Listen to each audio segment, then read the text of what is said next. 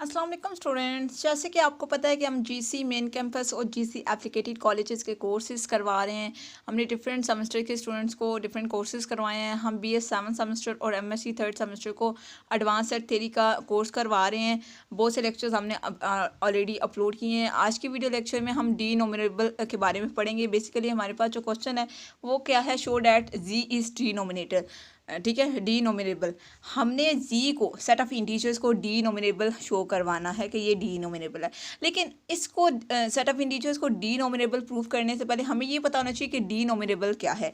यानी कि सबसे पहले हम डिनोमिनेबल की डेफिनेशन पढ़ेंगे। लेकिन डिनोमिनेबल की डेफिनेशन से पढ़ने से पहले हमें ये पता होना चाहिए कि आपके पास मतलब फाइनाइट और इनफाइनाइट सेट के बारे में पता होना चाहिए। जब आप फाइनाइट और इनफाइनाइट सेट के बारे में समझ लेंगे, अंडरस्टैंड कर लेंगे, देन आप डिनोमिनेबल के बारे में समझ सकेंगे। ये बात आपको समझ आ जाएगी जब हम डिनोमिनेबल की डेफिनेशन पढ़ेंगे। आपको समझ आ जाएगी कि हमने फाइनाइट और इनफाइनाइट सेट की डेफिनेशन हमने इससे पहले क्यों पढ़ी है। यानी कि डिनोमिनेबल की डेफिनेशन से पहले हमने फाइनाइट और इनफाइनाइट सेट की डेफिनेशन क्यों पढ़ी है। उसके अलावा जब हम डिनोमिनेबल की डेफिनेशन पढ़ लेंगे, देन हम सेट ऑफ इंटीजर्स को डिनोमिनेबल शो करवा सकते हैं। तब हमें समझ आएगी कि डिनोमिनेबल बेसिकली होता क्या है, यानी कि हमने सेट ऑफ इंटीजर्स के साथ करना क्या है जिससे डिनोमिनेबल प्रूफ हो जाए। ठीक है, तो ये सारा का सारा कोर्स है। ये जीसी मेन कैंपस के जो स्टूडेंट्स हैं, ठीक है, जीसी यूनिवर्सिटी के जो मेन कैंपस के स्टूडेंट्स हैं वो भी इन लेक्चर्स को कर सकते हैं। और एप्लीकेटेड कॉलेजेस के जो स्टूडेंट्स हैं वो भी इन लेक्चर्स को सुन सकते हैं, नोट डाउन कर सकते हैं, नोट्स बना सकते हैं।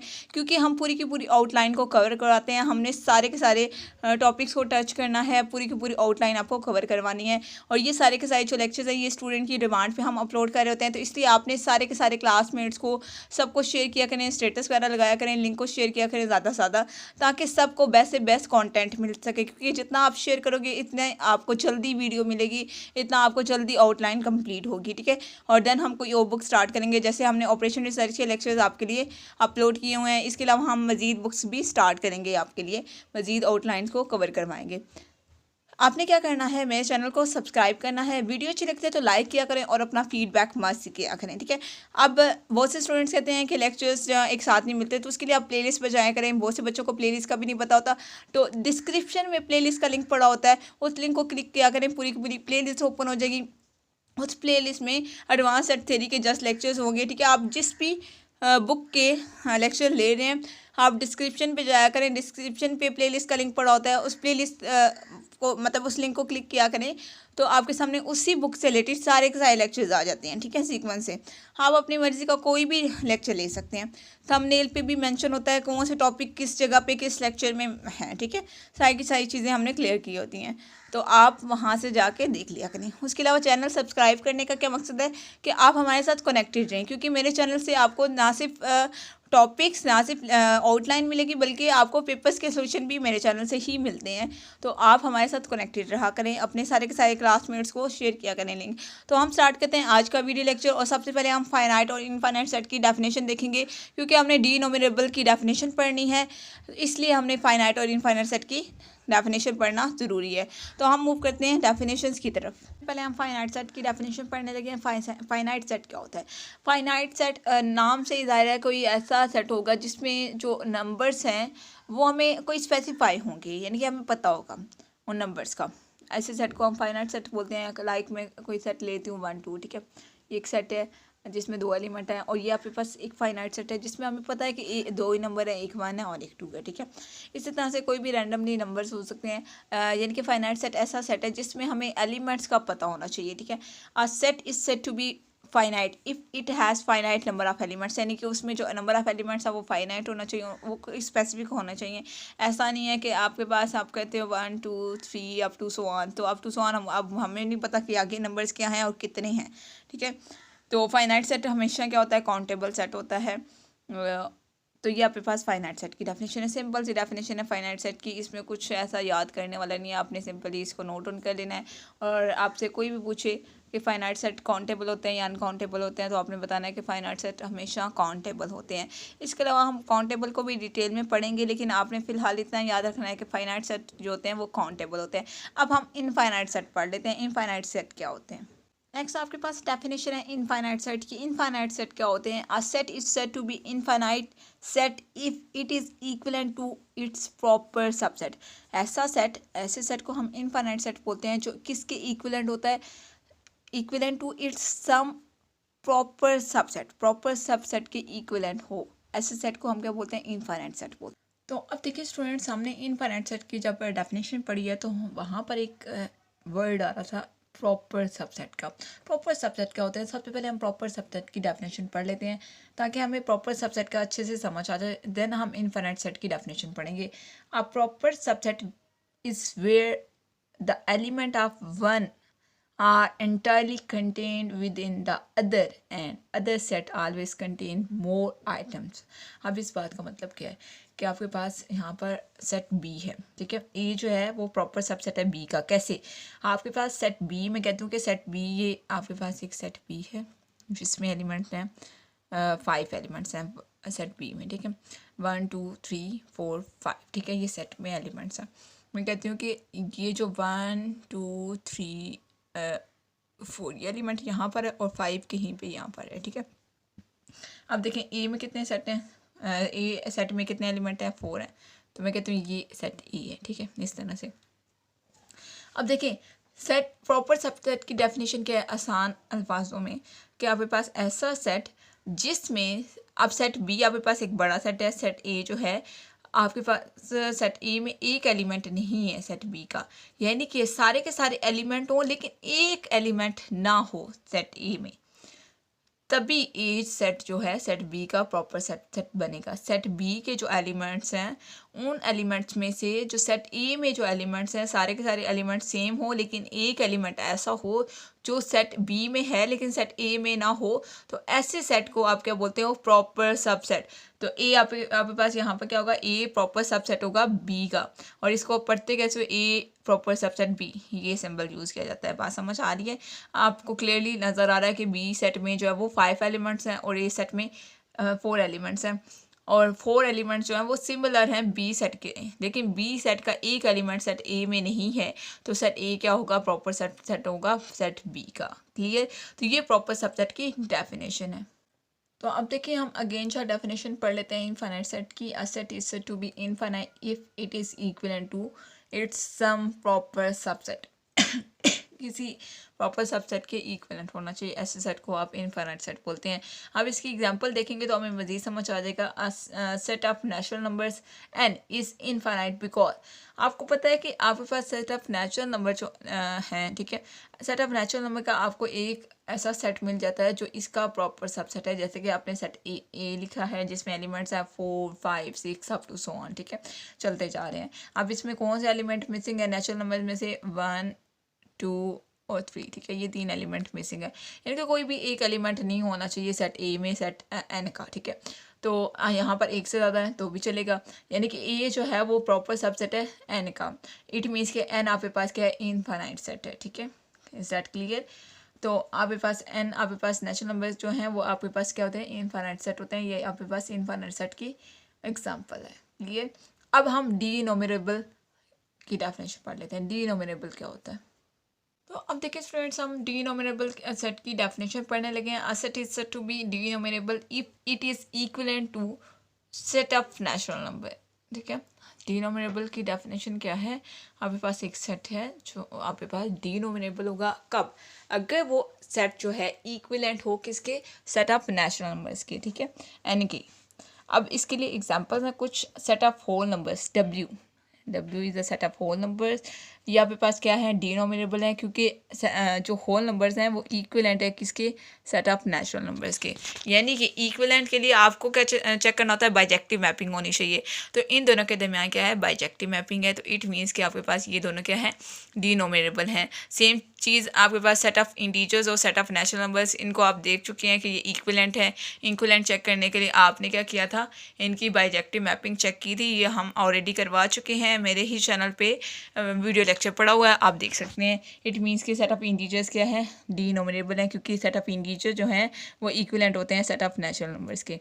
और इक्विवेलेंट चेक करने के लिए हम बाइजेक्टिव मैपिंग चेक करते हैं। बाइजेक्टिव क्या होता है, 1 1 एंड ऑन 2। क्लियर, ये तो डिनोमिनेबल की डेफिनेशन हो गया। अब हमने जो हमारा क्वेश्चन था सेट ऑफ इंटीजर्स को हमने डिनोमिनेबल चेक करना था, तो सेट ऑफ इंटीजर्स को डिनोमिनेबल चेक कर लेते हैं। यहाँ पर तो हमने जस्ट एग्जांपल में ऐड किया कि सेट ऑफ इंटीजर डिनोमिनेबल है, इसको हमने मजीद भी डिटेल देखी, लेकिन अब हम प्रॉपरली क्वेश्चन को समझ लेते हैं और डिनोमिनेबल प्रॉपरली प्रूव कर लेते हैं कि डिनोमिनेबल क्या होता है, मतलब सेट ऑफ इंटीजर्स को डिनोमिनेबल कैसे प्रूव करना है। जैसे कि मैंने पहले ये जो इक्विवेलेंट वाला प्रूफ करवाया वो भी आप कर सकते हैं, जो आज मैं आपको थोड़ा सा करवाऊंगी वो भी आप कर सकते हैं, ठीक है। दोनों प्रूफ ठीक है, क्योंकि आपने डिनोमिनेबल प्रूफ करने के लिए इक्विवेलेंट प्रूफ करना होता है, और इक्विवेलेंट प्रूफ करने के लिए आपको बायजेक्टिव मैपिंग का पता होना चाहिए, ठीक है। तो आज जो है वो अब हम मेन क्वेश्चन की तरफ फोकस करते हैं, क्योंकि हमने सेट ऑफ इंटीजर्स को डिनोमिनेबल प्रूफ करना था। क्लियर स्टूडेंट्स, हमारे पास क्वेश्चन क्या है, शो डैट जी इज डिनोमिनेबल। जी यानी कि सेट ऑफ इंटीजर्स को हमने डिनोमिनेबल प्रूव करना है। To show that G is denumerable we have to show that G जो है इक्विवेलेंट हो सेट ऑफ नेचुरल नंबर्स के। सेट ऑफ नेचुरल नंबर्स क्या है, सेट ऑफ नेचुरल नंबर हम लिख लेते हैं 1 2 3 up to so on, that is called set of natural number. And set of integers आपके पास क्या होते हैं, 0 +, -1 +, -2 अप टू सो ऑन। अब इसके दरमियान हम मैपिंग डिफाइन करते हैं, five such F such that onto G. हमने मैपिंग डिफाइन किस तरह से करनी है। अब आपको पता है कि जो सेट ऑफ इंटीजर्स होते हैं वो इवन इंटीजर्स भी हैं, ऑड इंटीजर्स भी हैं, same cheese with natural numbers में भी ऑड नंबर्स भी होते हैं, इवन नंबर्स भी होते हैं, और फंक्शन किस तरह से डिफाइन होगा क्योंकि, और उसके बाद हमने मैपिंग इस तरह से डिफाइन करनी है कि आपके पास सेट ऑफ इंटीजर्स जो हैं वो पॉजिटिव भी होते हैं और नेगेटिव भी होते हैं, इवन भी होते हैं, ऑड भी होते हैं। लेकिन set of natural numbers just आपके पास पॉजिटिव होते हैं, बस इवन ऑड होते हैं, ठीक है, नेगेटिव नहीं होते। तो आपने मैपिंग किस तरह से डिफाइन किया, एफ ऑफ एन इक्वल किसके, n/2। एन अगर इवन हो तो आपने फंक्शन क्या लेना है, n/2 लेना है। जब आप नंबर जो है कोई भी नंबर आप पुट करने लगे, अगर आप इवन नंबर पुट करने लगे तो आप n/2 लोगे, और ऑड नंबर अगर आप पुट करने लगे हो तो -n + 1/2 +1/2 लेने लोगे, ठीक है, -n + 1/2। ये किस केस के लिए, जब n आपके पास क्या हो, ऑड हो। अब यहाँ पर हम ऑड नंबर लेते हैं, 1 ले लिया, 1 यहाँ पे पुट करेंगे तो आपके पास 0 आ जाएगा। अब देखें ये वाला फंक्शन हमने लेना है, -n + 1/2। अब n की जगह हम 1 पुट करते हैं तो क्या आ जाएगा, -1 + 1 0 हो जाएगा, 0/2 0 हो जाएगा।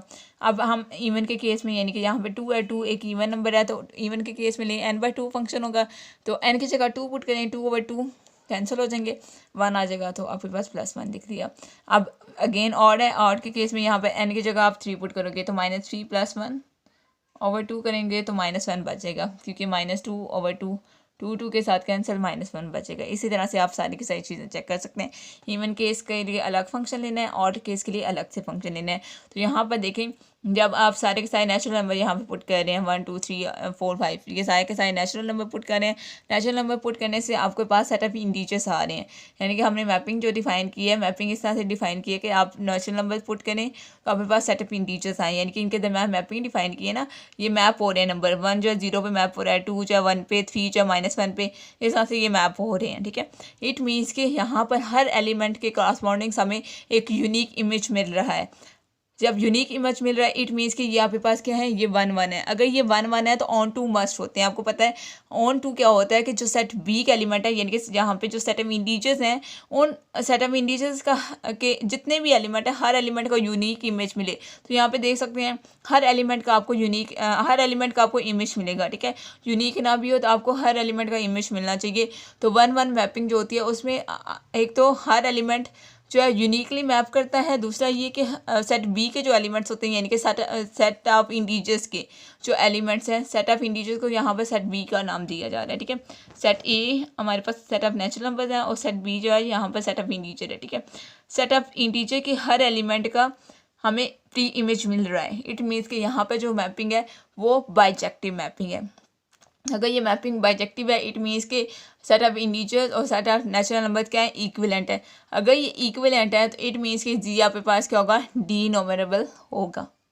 तो अब देखें जो चीज़ें मैंने आपको एक्सप्लेन किया, अब हम उनको देख भी लेते हैं। नाउ सपोज दैट n1 और n2 बिलोंग कर रहे हैं नेचुरल नंबर्स में से, such that f of n1 equal किसके f ऑफ n2 के।